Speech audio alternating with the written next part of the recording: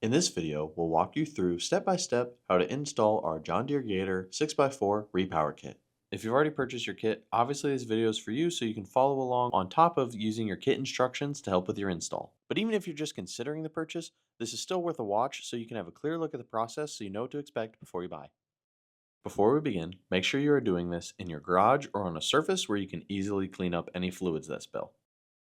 Take pictures before unhooking or removing anything to help with reinstalling later.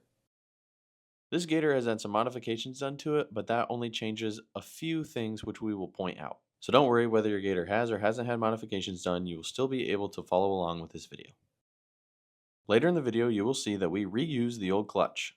You are able to do the same, but now is a good time to consider buying a new one. Just remember to inspect your old clutch and buy a new one if you feel like it's necessary. Let's begin. Refer to your kit instructions for a list of all loose parts.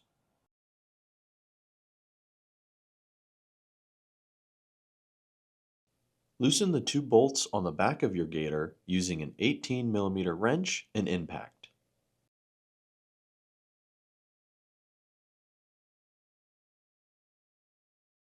Lift up the bed and remove this clamp that holds the boot onto the shaft.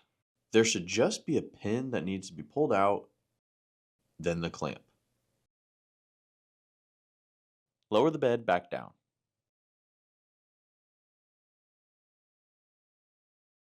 Then take out both of the bolts you already loosened.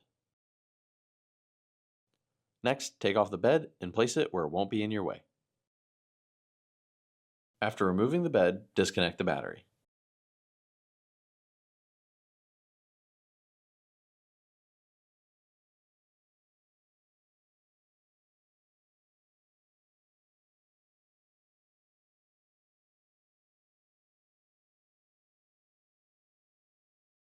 We will be reusing this wiring harness, so disconnect any wire that is attached to the engine. This is one of the things you should take a picture of so that you can know where everything plugs back into later.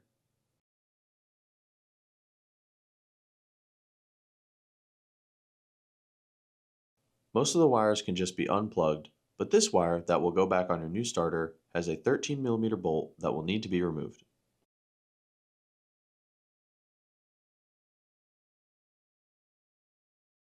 And make sure to remove the ground cables on the side of the engine. Disconnect the air snorkel tube and remove the air can from the frame rail. This bolt should be a 13 and use 2 wrenches to remove it.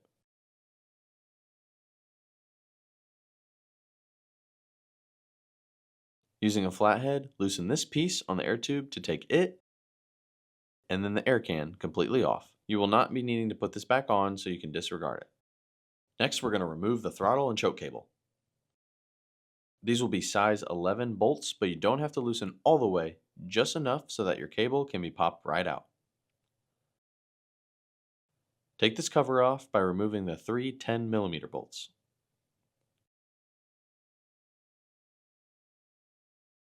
Loosen the bolts for your throttle cable the same way you did for your choke. Take out this retainer clip and pin. Once you've done that, you can pop out the cable just like with the other one. Make sure to pick up this piece if it falls.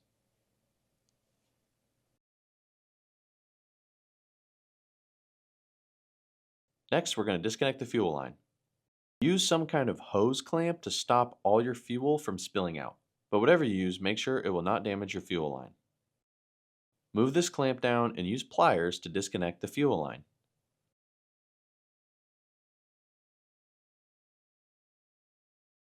A little bit still might come out, but that's okay.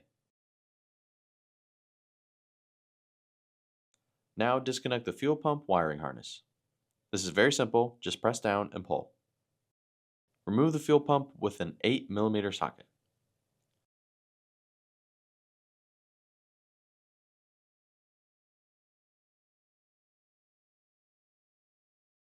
Now it's time to drain the radiator.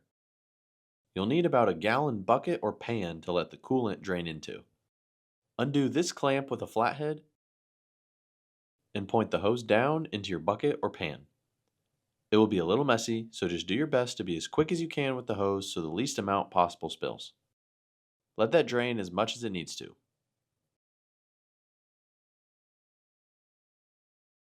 This next part is a bonus tip, so if you're following along with the kit instructions, you will not see this in there. It's not necessary, but will make life easier and better prevent making a mess. Remove this bolt, size 13mm, and this bar should come out.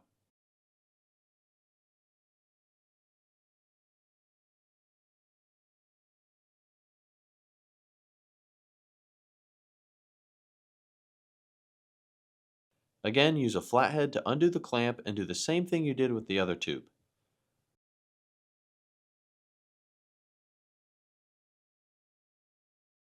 Make sure to clean up any spilled coolant.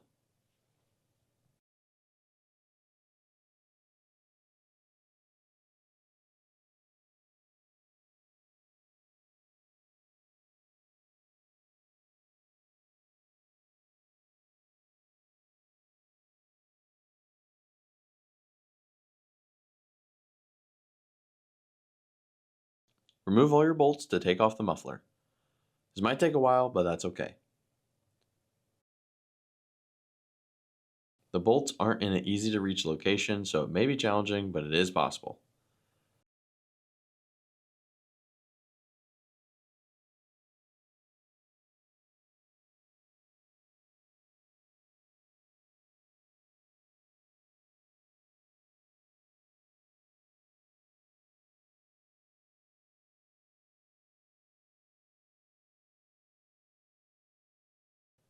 Your kit comes with a brand new muffler, so you can disregard the old one.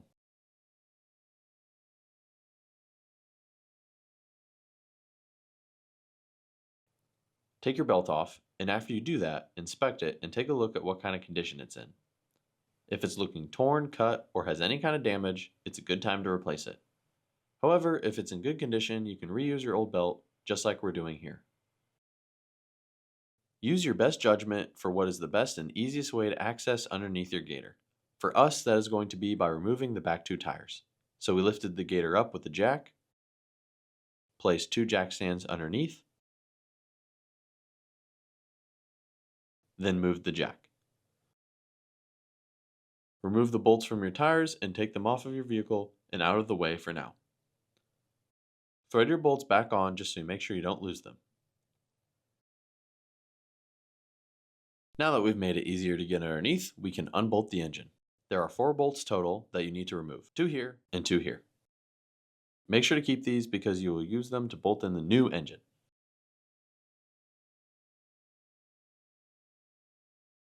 Place a bucket underneath your water pump in case more fluid leaks out, and then pull your old engine out.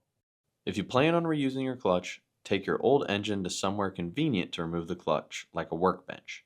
Like I said earlier, this is a good opportunity to replace your clutch if you want to, but you are able to take it off the old engine and reuse it just like we are going to do.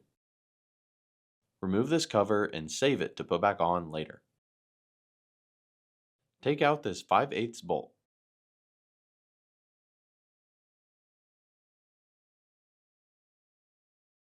We are using this clutch puller tool for the next part. If you have another way to remove your clutch, feel free to do so, but this is our recommended method. Put the tool in and screw it on. Use a 19mm socket if you're using this tool. Hit it a few times with your impact, making sure to not go too hard at first, otherwise it could break your shaft or clutch.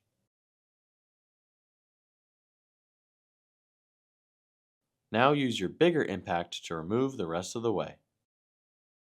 This may take a long time, which is normal, and you will see in a minute rust can build up inside, making it very difficult to remove the clutch. If you're having trouble, try spraying some sort of oil onto your puller tool and inside the clutch. Once you finally get it off, if there's a lot of rust buildup, clean it out.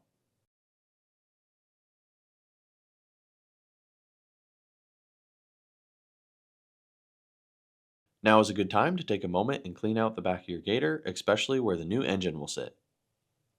Take out the parts you received with your kit, which should be in a plastic bag. Another tip that is not required but will help in the long run is to clean off your shaft and put some anti-seize on it. Then put your clutch onto your new engine.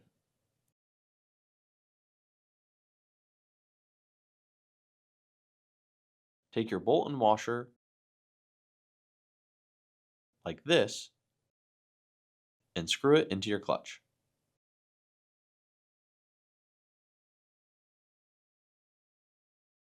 Using a 5/8 socket, bolt it in the rest of the way. There is no official torque spec, so you do not have to check it if you don't want to, just tighten as much as you can. However, if you feel more comfortable checking the torque, it should be around 75 foot-pounds.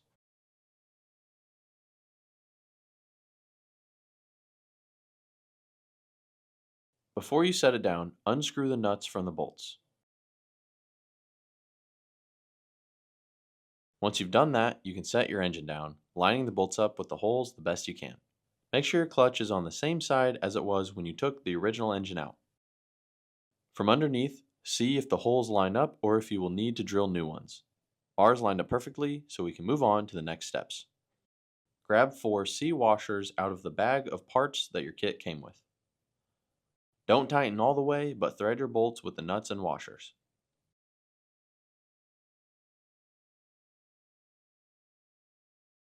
Now it's time to hook up the wiring harness. If you took pictures earlier before unhooking the wires, this is where you'll want to refer back to that. If you feel like your wires are extremely dirty, it's never a bad idea to clean them off with an air hose and brush. Once they're clean, reconnect the wires.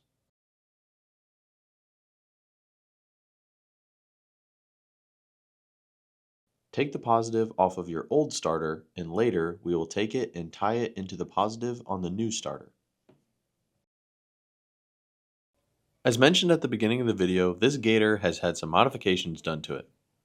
If there have been modifications done to your Gator, we can't guarantee the wiring and other things on the machine will match up perfectly with the engine, which is the case here. Due to the modifications on this Gator, we did not have enough ground cable to go all the way back around, so we put in a mounting bolt.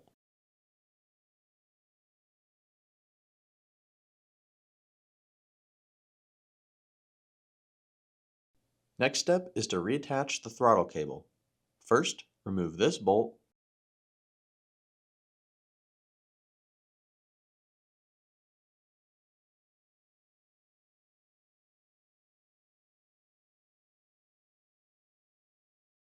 Then you can reattach it.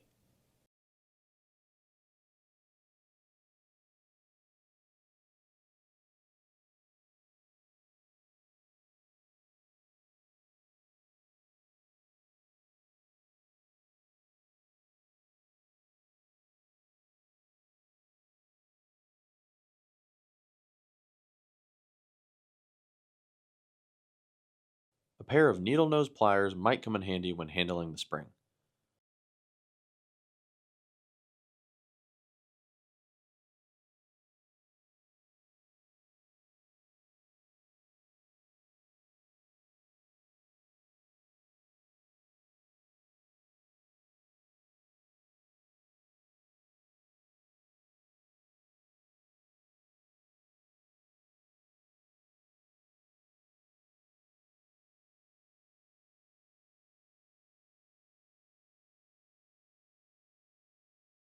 You should be able to use an 11mm wrench for the throttle bolt. If you're having a hard time tightening this bolt without it spinning, hold the bottom down and turn the top. Just keep turning until it is tight. Then, move to the bottom nut and tighten that as well.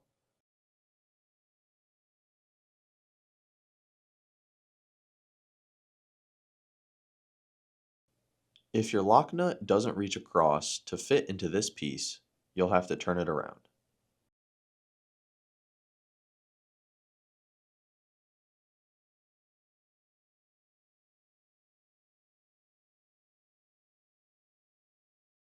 After you do that, set it in there and tighten.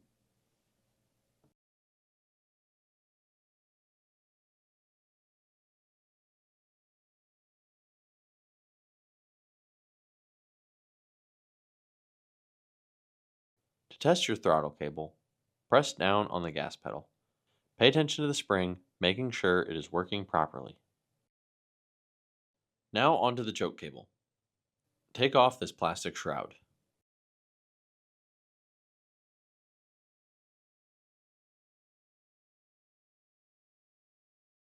You'll most likely have to remove the seats as well.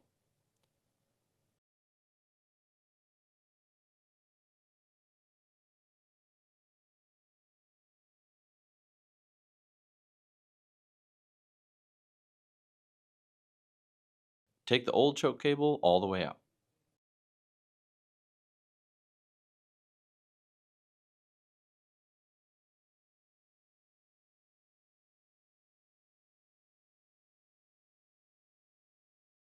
And then take off the radiator hose.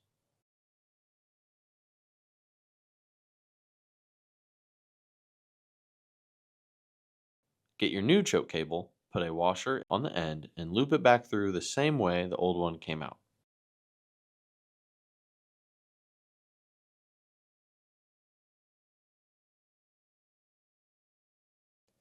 Add 2 more washers and a lock nut before you pull it through the rest of the way to the engine.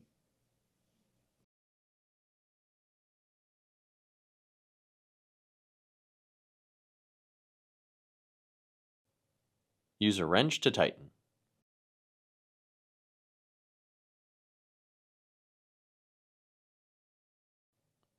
There is a chance you'll need to cut the cable a bit so that it fits correctly.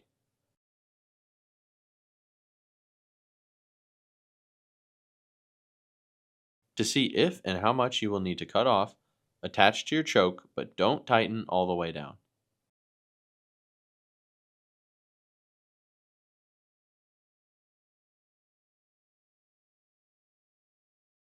Move your choke to the on position, and then you'll see how much needs to be cut off. Make a mark on your wire where it needs to be cut. Once you've cut off the extra, use vice grips to make this slight bend on the end of the cable. Attach to your choke, first hooking the end on and then placing on this bracket.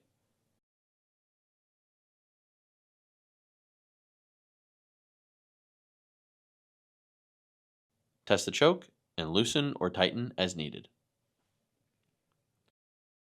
Make sure you take the fuel pump off completely and connect it into here. Grab your new transmission bracket. You will reuse the bolts from the old bracket. Remove this bolt on your dipstick because your new bracket will go underneath it. Insert the new bracket. Your bracket should be set up like this. Then put the bolt back in, going through both the dipstick and bracket.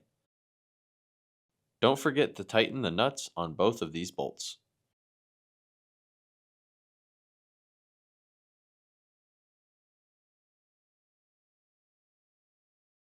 It's time to attach the new muffler.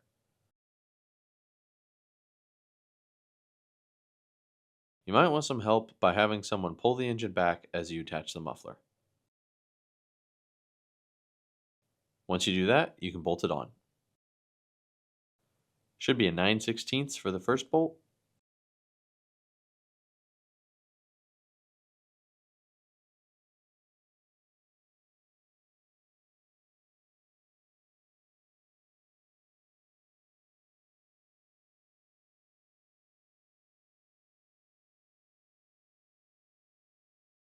And the next is a 1/2.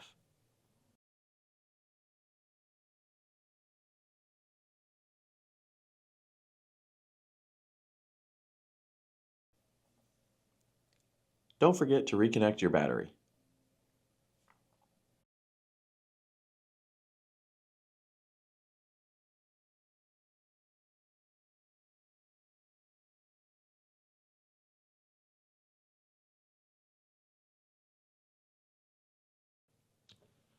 Put the manufacturer's recommended oil in your engine, which should be 10W30 with a zinc additive.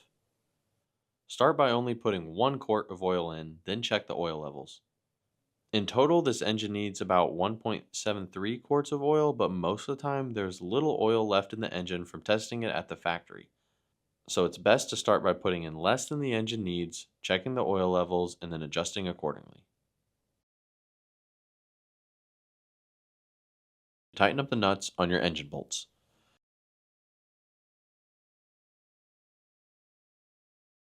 Before you reassemble the rest of your Gator, start your engine and make sure it's running well.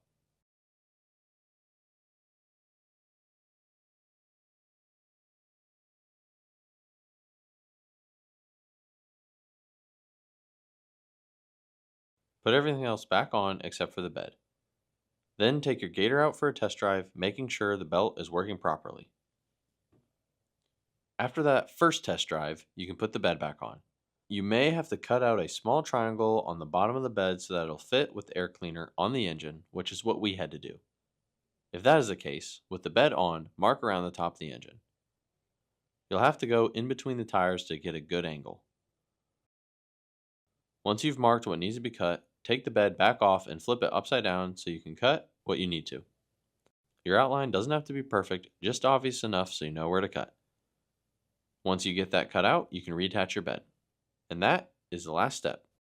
You're all done and ready for one more test drive.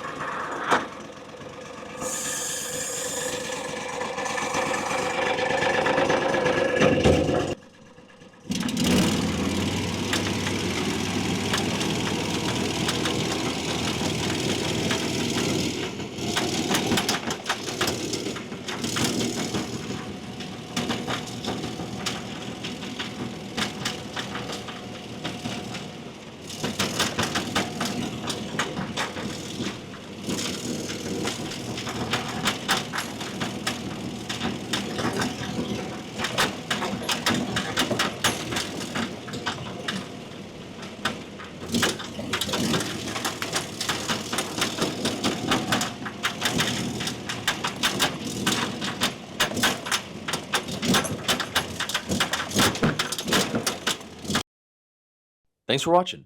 We hope this helped make your install easier. If you've got equipment with a discontinued engine, Small Engine Warehouse may have a solution. Give us a call to inquire all about our Repower Kit options. And if you found this video helpful, don't forget to like and subscribe.